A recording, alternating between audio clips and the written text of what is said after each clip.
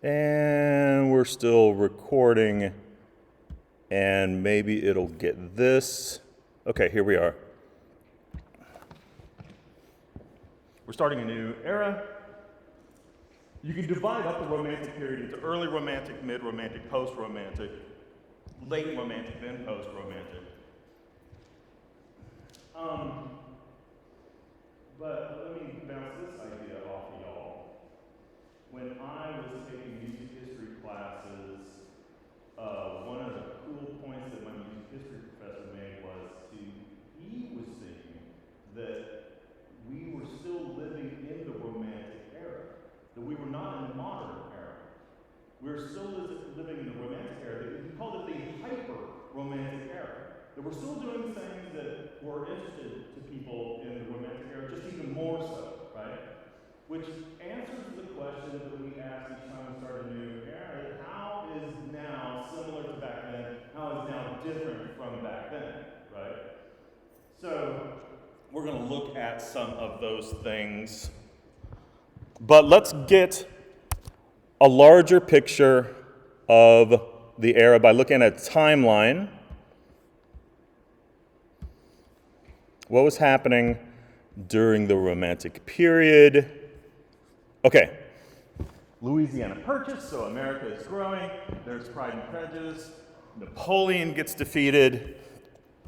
The tuba is first used. The saxophone gets invented. So the orchestra is getting larger, and we have new sorts of tone colors happening. The orchestra is going to sound different, very different from the classical period. The Origin of Species is published. It freaked some people out, right? But is natural selection that weird of an idea, that if an individual has characteristics that favor them in the environment, then they're going to have more offspring and pass along their genes, right? Natural selection. It freaks some people out, I think, partly because it was misunderstood that humans evolved from monkeys, which is not what it says. It's cousins? We share a common ancestor, so friends, right? Well, it freaks some people out. You mean we're the same as monkeys? And they because it disturbed their idea that humans were in some way superior, and it sort of upset their ideals, you know? And there are still some people today that think that evolution is wrong, totally wrong, right? That the scientific consensus is wrong, that evolution is not a thing. And so some people are still kind of debating evolution. And in this period, the American Civil War begins, which is sometimes, a bit of a controversy, even today. So I could ask, why did we fight the Civil War? Do you have an answer for that? One time I asked a class, guy raises his hand and says, we fought the Civil War because of states' rights.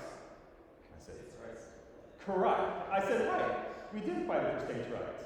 And so I followed up with exactly that same, the rights to what? I asked him. I said, the rights for self-determination. You're still correct. Yes, but the states' rights to self-determine what exactly? And he says, trade. The rights for states to determine their own trade. You're still correct, but go further. Their right to determine trade in what? And he said, sugar and cotton and alcohol. And I'm like, keep going,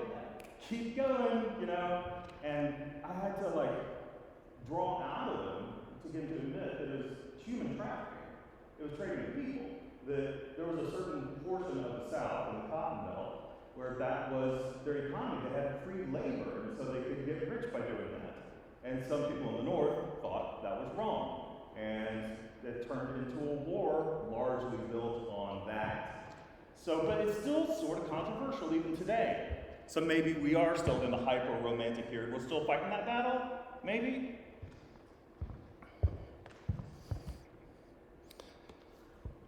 You ever read this book, Les Miserables? But then it was turned into a play, that was turned into a musical, and they made a movie about that musical, and we learned that Russell Crowe is not as good a singer as Anne Hathaway is. But in that movie, what's it about? Les Miserables, that translates to the poor people, the have-nots. Okay? And that was interesting to people in the Romantic period. Like today or not like today? Do we have concern with people who are poor and need help?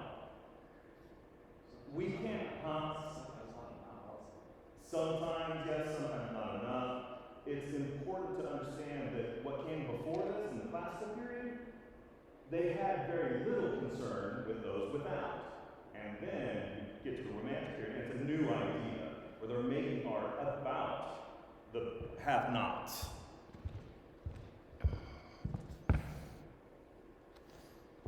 The cylinder phonograph. Big deal. That's a huge sea change. Every once in a while, a technology comes along that totally changes things. For us, is the internet or the smartphone, you know. But if you think back to the first, now I'm not being recorded by the video, so I'm going to. So you can see me. Maybe it's still running. Let's see. Yeah. First week of class, we were talking about art and the different types of art, and I put them into two categories. Static art, where the object doesn't change from one day to the next, like sculpture or photography or architecture. And the other types of art that lives with us through time, like dancing, acting, live music. Huh? Yes, it is more fluid, yes. But with the invention of you can record sound, it changes the fundamental nature of music as an art form. It changes it from a living art form to a static art form. Our relationship to what music is shifted fundamentally with the invention of the phonograph. And the Paris World Exhibit, the planet has more intercultural exchanges in the Romantic period. Composers. Okay, we're going to get to Franz Schubert today, and we're going to get to Chopin tomorrow. We're going to get to Schumann today. Those are the three shushes. We had talked about the three Bs, Bach, Beethoven, Brahms, the three Bs. We're going to get to Brahms. Where's Brahms? He's down there, I guess. Yeah, but Schubert, Chopin, Schumann, the three shushes. Hector Berlioz, when we learn about him, what a character. I have students say that the most enjoyable thing about this class sometimes is not just listening to the music, but learning about the person behind the music. This guy was a character. Hector Berlioz was an opium addict, and he stalked his girlfriend, and he also made some revolutionary compositions like Symphony Fantastique. A woman composer, we're going to ask why that is. Wagner revolutionizes the opera. There's our man Brahms. He's maybe the least known of the top five. Whenever you ask music historians who's the top five, the three Bs, Bach, Beethoven, Brahms, Haydn, father of the symphony, Mozart in a class by himself. But Brahms is considered as much of a genius as Mozart and Beethoven, but you may not recognize a lot of his music. You will recognize Grieg. When I play you his music, you'll go, oh yeah, I've heard that before. Tchaikovsky, you'll recognize him. We're going to get to Puccini and Debussy and early jazz music. So we're going to get into more pop music at the end of the 1800s, getting into the 20th century. Michael. Matthew. Is that in relation to jazz? Joplin, no. No relation. Good question. Looks like we're still recording. Okay.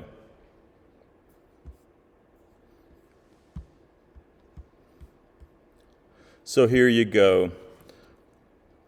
Let's look at these bullet points things that captured the imagination of the romantic mind, right? When I hit each one of these bullet points, I'm going to ask y'all to respond back if you think that today is like back then or not like back then. So these are the things that they were interested in back then. Are we still interested in the same things, such as emotion before logic? Yes.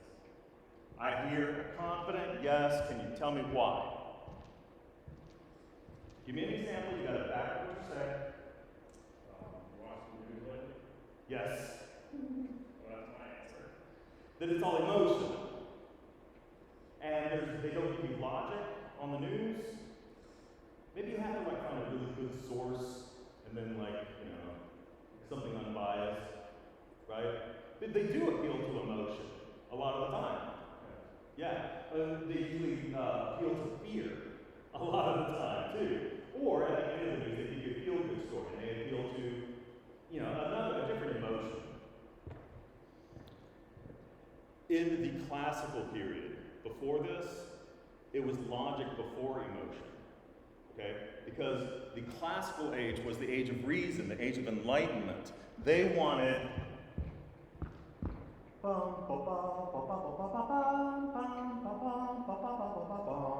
this is a very logical melody. There's not a whole lot of emotion happening there.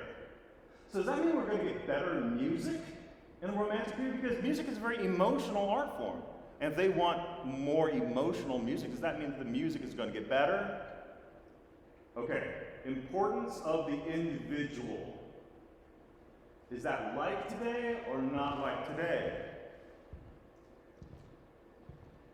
Speak up. What do you think? Could you make the case right?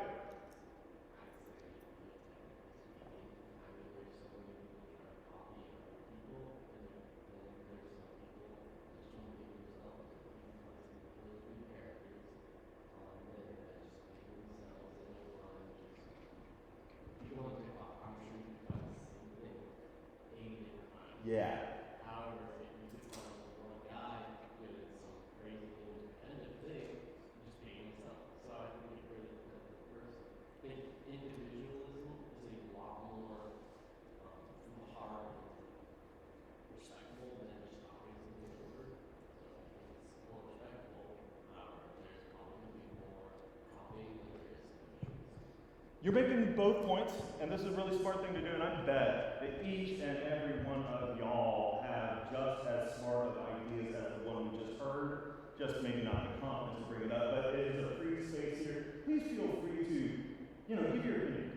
You make a few good points. He's like balancing out, here's one case for, here's one case against, that people copy a lot, and that's true. Like I go on TikTok, and, someone's like not even, it's not original, they're just like lip syncing to some comic that's some other person's idea, and they're getting credit for it by just copying it.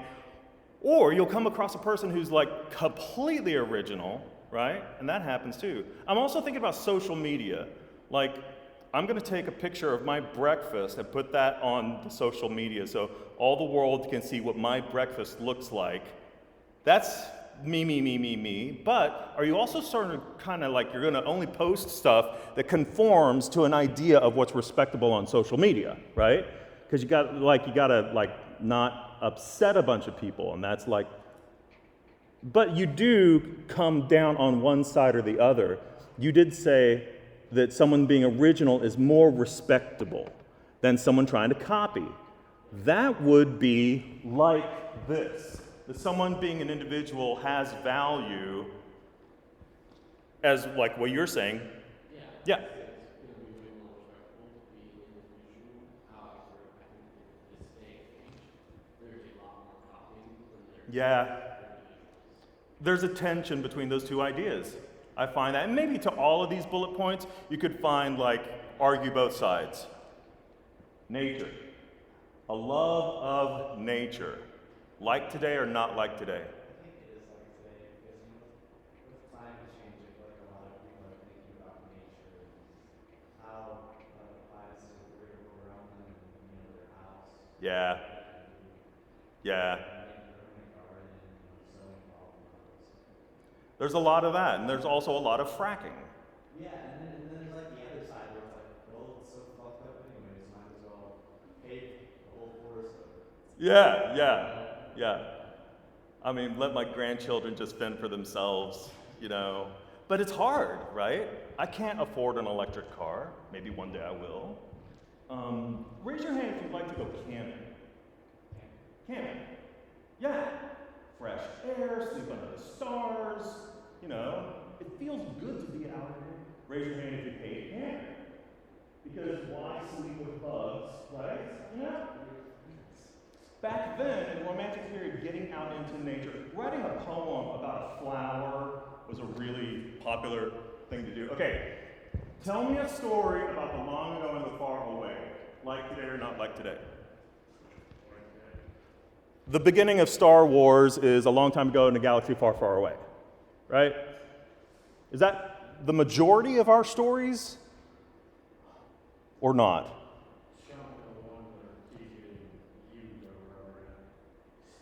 Right. They seem to stick around, don't they?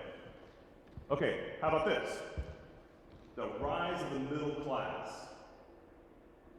Today, this is an economic question. Today, does our middle class, are we more upwardly mobile than we used to be? Back then, more and more people could find a job and have expendable income. Is it like today or not like today? Right now, the unemployment level is going down, and people are like hiring, right? And people are like quitting jobs and getting into other jobs that pay more, and the minimum wage in some states are coming up. So maybe that's an argument for, yes, we have a rise in the middle class happening. I don't know about y'all, but I have 2 jobs, my wife has 2 jobs, we have 1 child, it's not always easy. My parents raised 4 kids on 1 income. Are you familiar with this kind of story? It's kind of harder now to raise a family on just 1 income. Can you imagine that? You'd have to be like, one would be like a really, really good job and not have to worry about anything like that. But here, economically speaking, can you imagine what it must have been like to live in a time where you and most of the people in the middle class are up and coming, on the rise? Okay, fascination, strangeness, evil. That's why I asked y'all, do you like the horror movie or not? Some of you yes, some of you no. Which is the most compelling story, the black hat or the white hat? The hero or the villain, Sometimes it's the dark story that is like the more interesting one, There's just more to get into there. You can learn more from it, maybe. Not the case in the classical period. Can you imagine that? The classical period, right? Elegance, simplicity. They didn't want to be scared, right? We want to perfect the world. And that gets us to like our headlines. Headline for the Middle Ages, survival. Headline for the Renaissance, the world goes from flat to 3 dimensions. Headline for the Baroque, we put the world on the grid. Headline for the classical, we perfect the world. Now, the headline is revolution, okay? Upset the apple cart, fruit basket turnover, all kinds of revolution, okay? There is political revolution, there's the industrial revolution, there is scientific revolution, there's gender revolution, there's all kinds of, is that like today or not like today? Do we live in a time of revolution or not? I'd say certainly so. Why? Well, I actually took a class on a British literature survey, and a lot of the ideas in the Romantic period they have reforms, a lot of reforms today, more progressive ideas. And even back then, in the poetry, the stories, they're all talking about how we can make ourselves better, our nations better, become aware. You can see all these things circulating still. So definitely revolution is still alive. Yeah, new things happening, rather than let's go back to the old ways, right? I mean, I've got mine in my pocket, right?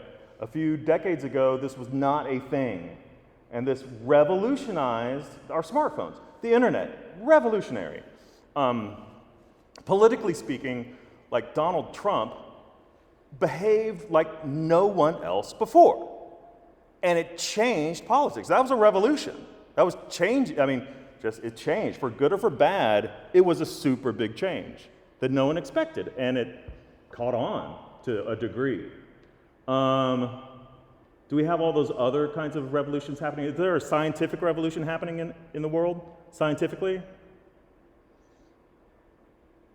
Maybe you can come up with some ways that it is. All right.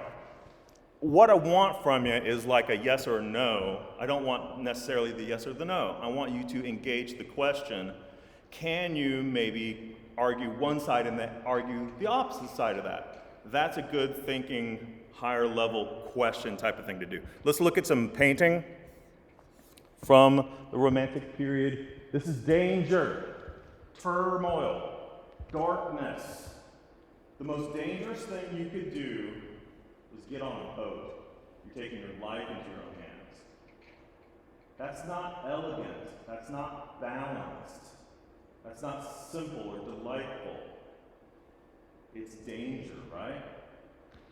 Here's another. Okay, so French Revolution, right? They have their Independence Day. They call it Bastille Day. And it's where they, broke into the Bastille, the prison, and set all the prisoners free. And they were a revolution because the poor people didn't want only the aristocrats to have all the money, and it's very bloody. So who is fighting this fight?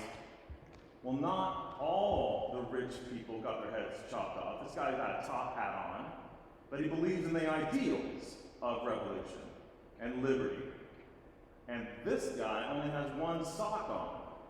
So it's the rich and the poor. It's the black and the white. It's the young and the old. And they're all following Lady Liberty. She's got the French flag saying, "Follow me." She's bare-breasted, which is a symbol of liberty. And Guy is like, "Oh, Lady Liberty, won't you show us the way?" We have a Lady Liberty, the Statue of Liberty in New York Harbor, right? A gift from the French. That's her. And so you got a lot of different focal points to look at to tell the story here. And there is a shining sunlight from behind Lady Liberty's head, so everyone can see her. And it's illuminating the flag. Everybody see the flag, follow me, follow the flag. But this light that's coming over her shoulder lands right here. This is why we're doing what we're doing, okay? Les Miserables, okay? The poor people, that's the focus. That's a new focus.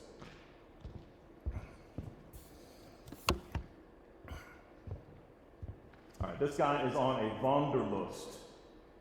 He's out wandering in nature. They could have painted this just as a landscape, just to appreciation of the nature, right? To see how cool the mountains look. But they put this guy here, but we don't see his face. We're facing the same way he is facing. So in a way, we're kind of in his perspective. We're seeing what he's seeing, but we're seeing him see what he's seeing. So we're kind of drawn into what is he getting out of this? He's looking at this. What is he feeling? We're jumping into his psyche. When he looks at this, what does he feel? In his imagination, the individual's imagination, the individual inspired by nature. Yeah. You ever take a trip and not have an itinerary? You just get out and you just go. I'm just going to go wander. I'm just going to go explore because it's not the destination, it's the process. It's like the getting there is the fun thing, and you just get out into nature. Is what a lot of people in the Romantic period did. They wanted to just get out there. Okay, now the music. The tuba, the saxophone, fine. Bigger orchestra. and revolution, revolution, revolution, revolution. All of these things meant more freedom. More freedom in forms, okay? You could, if you wanted to, write in sonata form, exposition, development, recapitulation. Or if you wanted to, you didn't have to write in any form at all. Usually, the forms are based on some sort of repetition, like the recapitulation, you hear exactly what you heard at the exposition. And the beginning sounds like the very end. There's a repetition of the beginning. Or rondo form is A, B, A again, C, A, something new, D, back to A, the repetition of A. Renaissance music, the age of imitation, that echo, you could have in one voice, Ave Maria, and that's echoed in Ave Maria. Some sort of repeating of something. Or you could have a song with no repeats. Everything you hear is new, new, new, new, new. The rhythm, you could push and pull the rhythm. So you could go 1, 2, 3, 1, 2, 3, 1, 2, 3, 1, 2, 3, 1, 2, 3, 1, 2, 3, 1, 2, 3, 1, 2. So robbing time. You take away from the time, you give back to the time. That's called rubato. So you could push and pull the rhythm. The harmonies are more and more colorful. Like, what are the three primary colors? Red, blue, yellow. What are the colors in a rainbow? Red, orange, yellow, green, blue, indigo, violet. Imagine that 64 box of crayons where you have all the different hues, right? That's the Romantic period. You can color in all these different shades and get it more rich, right? And then with the modern period, I mean, if you went into a paint program and drew, you could do any color on the spectrum, right? It's all infinite now in the modern period, right? But we're getting there. It's more and more colorful in our harmonies in the Romantic. Okay, and the melodies are also revolutionary in that they're not balanced, they're not singable, they're not, some are singable. Well, I'll give you an example. We still recording? Looks like we are. Okay.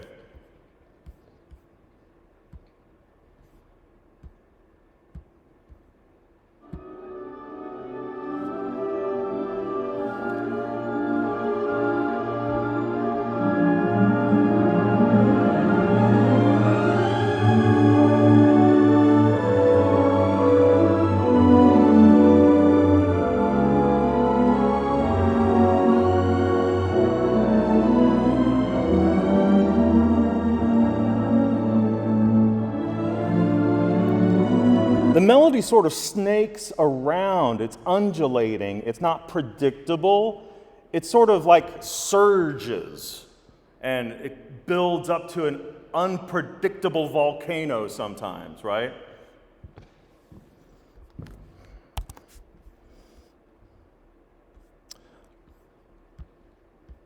What we're going to listen to first is this type of song, an art song.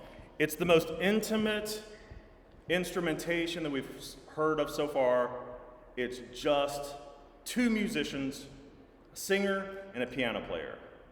It's called an art song. Today, the piano players don't want to be called accompanists. They want to be called collaborators because they are using their artistry just as much as the singer is, and you're really working with somebody. So it's really collaborators rather than a supporting role to the solo. But we're going to listen to this art song, Die König by Schubert. If you did the math about how old he was when he died, 31 years old. When I got to go to Vienna and we got a tour of the town cemetery, they have one corner of the cemetery in Vienna dedicated to just composers. And I'm a music major at TCU, and I'm learning about the guys who are buried right there. There's Beethoven's grave. There's Brahms's grave, you know? And we asked the tour guide, where's Mozart? And she's like, he's over that hill somewhere. Like at the end of the movie we saw, he was buried without a headstone, common grave. And there is Schubert's grave, right there. And the headstone of Schubert's grave has an epitaph that says, translated from the German, something like, how much music the world lost because he died so young. And kind of an interesting character, small group of friends, kind of poor, dies of syphilis. People have suggested that he might have been homosexual, and very prolific. He was the kind of guy who would wake up in the morning and write a dozen songs just right away. He's writing all the time. And he writes this song, Die Erlkönig. Let me give you a translation of this title. Die Erlkönig. I should have put an umlaut over that O. Translation, you're going to want to write this down. Die Erlkönig translates as the Elf King. It's a ghost story. And this is new to the Romantic period, kind of a scary story, right? The story is about a dad with his son riding on horseback at night through a storm. The son is sick and he's trying to get the son home safe. The son is so sick that he starts to hallucinate, and he sees the Elf King speak to him. And he says, "Dad, Dad." And the singer sings it, "Mein Vater, mein Vater." He says, "Dad, I see there's the Elf King is there. Don't you see him?" And the dad tries to calm him down. He says, mein Sohn, it's only the mist." And then you hear so the singer is singing those characters. The singer sings the narrator, he sets the stage. The singer sings the kid up high. He sings the dad's voice down low. And then the singer sings the voice of the Elf King that says to the child, "Come with me, we'll play games together." So he's trying to seduce the child into death, right? Here's a video of a famous singer singing this song. This singer is Dietrich Fischer-Dieskau. He's one of the best classical singers of all time. He's a baritone range. His voice is really powerful and kind of creamy, really beautiful tone. And to be a good singer, you don't have just have good technique, you got to be a storyteller. He's got to project the emotion of what's going on here. So check this out.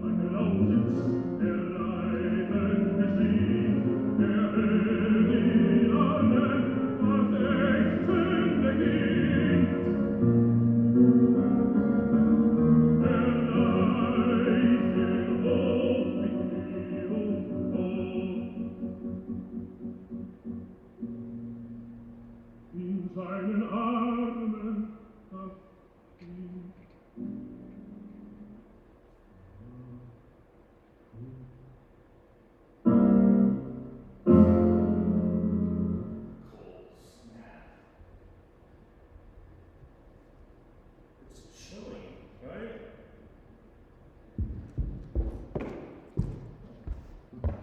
Good night. Sweet dreams.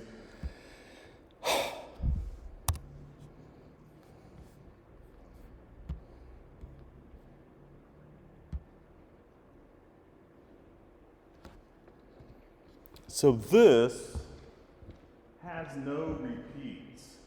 Okay, this is through composed. It's just a new melody in a new place and new notes you hadn't heard before, new notes you hadn't heard before. It kind of breaks the form. He's just kind of like doing what he wants. A lot of freedom there and a scary story. This is programmatic. It paints a picture in your mind's eye of what this looks like, right? There's a part of the music that depicts part of that. Let me see if you all can guess what it is. Like, check the beginning here.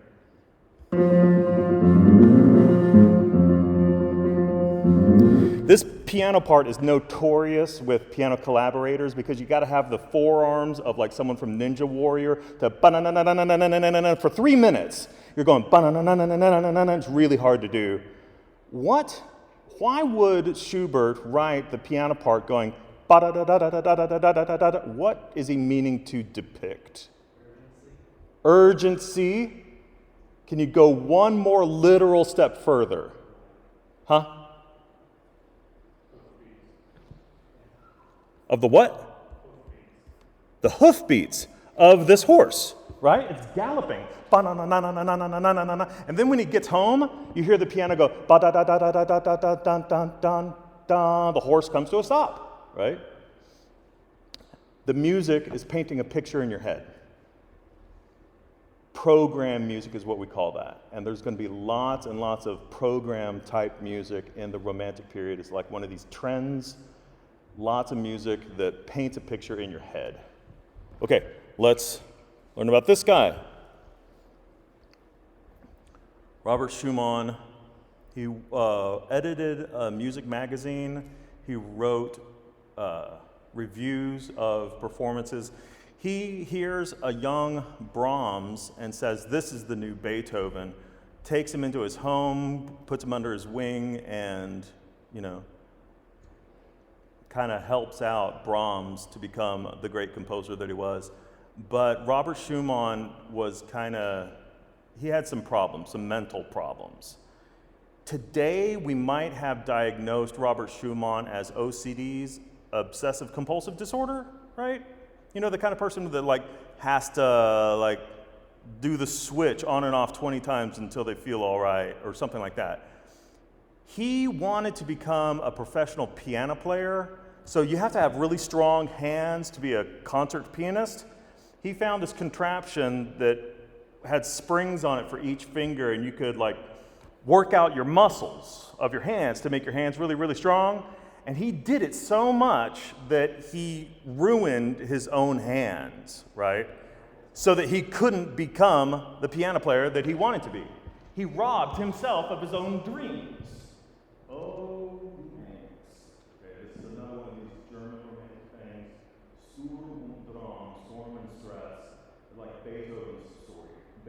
God gives Beethoven this incredible musical genius and then takes his ears away from him. Oh, the agony, right? Just like him. He wanted to become a piano player so bad that he robbed himself of his own dreams. Oh, the agony, that dark agony. Very German, very romantic type thing. And we have another art song from him. I should tell you though, his mental illness got worse and worse and worse. He would have a nervous breakdown, and he would have another nervous breakdown, and he attempted suicide. So let me hit the lecture on pause for a second. Ladies and gentlemen, it's a thing. Don't do it. Maybe y'all, or maybe someone you know, someone you're close to or something, has ideations of that kind of thing. We here at Weatherford College have resources for people. The suicide prevention hotline is out there, but we have therapists that if you need to talk to somebody, come and talk to me confidentially. I can get you in touch with someone who can seek help if, you're not alone, right? Wish he had that help, right? And he attempts suicide in one of the worst ways. He jumps into the Rhine River in the middle of winter. Drowning, you're going to choose drowning and hypothermia as a way to kill yourself? Someone saw him, dove in after him, pulled him out, saved his life, spent the rest of his life in an asylum. Kind of a sad story about Robert Schumann, but his music is really unique and really beautiful too. His piano accompaniment and solo singer that's also singing in German, but you can see the translation of the German. And it starts off with this lovely poetry about nature, flowers blooming, birds singing, which is typical of romantic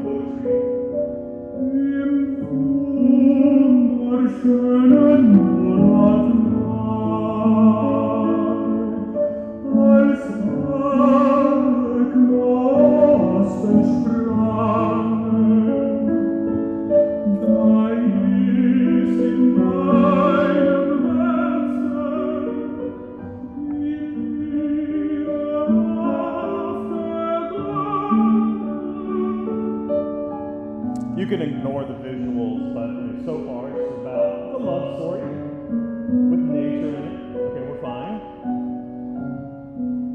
But what happens at the end?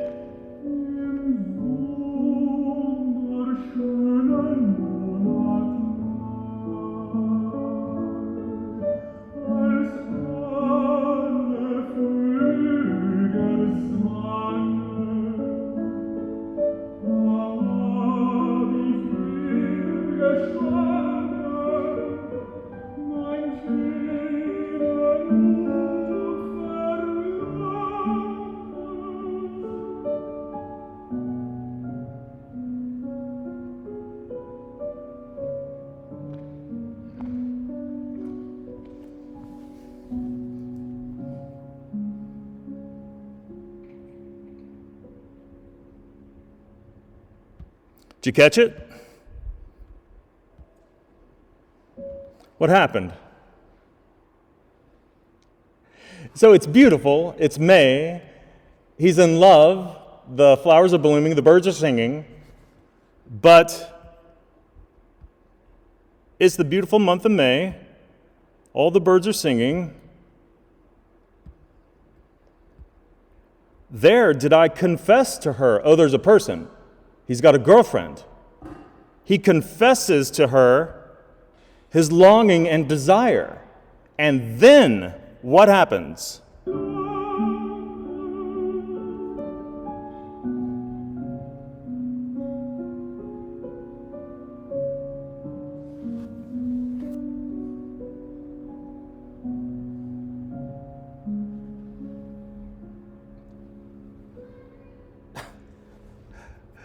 It ends with this big question mark. He's left hanging, okay? She doesn't respond, right? That's a loud silence. when you say to someone, I love you? Crickets. It's just nothing, right? Oh, the agony, but told in a kind of clever and subtle way. He tells it with the music. I confess to her my love and longing. End of story. It's sad and kind of beautiful, and there you go. All right, and good.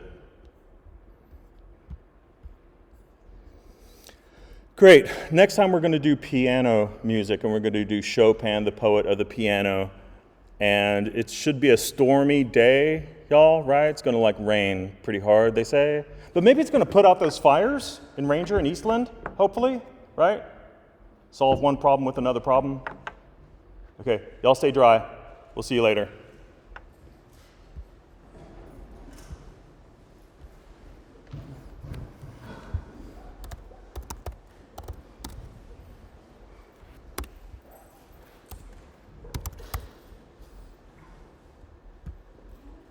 Mm-hmm. Do all of this financing that's happening here? Yes.